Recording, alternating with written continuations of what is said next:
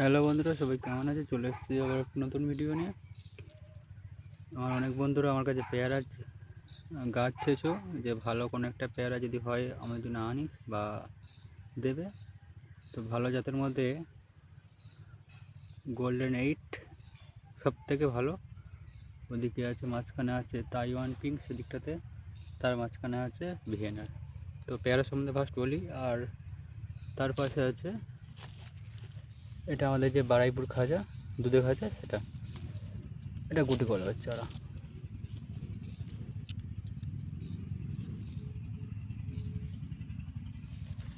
তো এটা একটা নতুন ভ্যারাইটি, তাইওয়ান রেডের একটা নতুন আপডেট ভ্যারাইটি, এটাও খুব সুন্দর। তো প্যারা সম্বন্ধে ফার্স্ট বলি, যারা ভাবছো চাষের জন্য করবে তারা গোল্ডেন 8 বা আমাদের বারাইপুর কাজে L49 করতে পারো।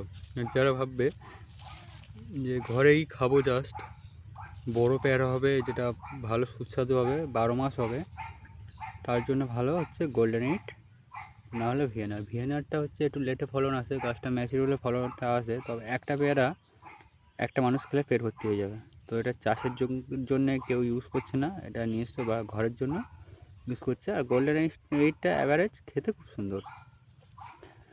আর পেয়ারা অনেক বন্ধুরা বলে পেয়ারা গাছ বসিয়েছি, গাছে ফল হয় না, কী সার দেবো। প্রথম কথা বলি, সঠিক জাত সঠিক ভ্যারাইটি নির্বাচন করতে হবে।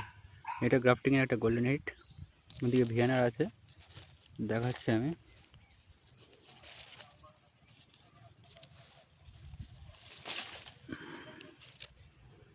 এটা হলো ভিয়েনার।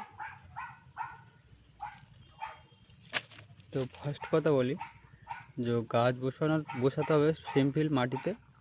গাছ বসানোর পরে 2 বছর মধ্যে ফল না নেওয়া উচিত। গাছের ফল ফুল যে আসে কেটে দেওয়া উচিত। গাছটা ফার্স্ট বাড়ি নাও, তারপর ফল নাও।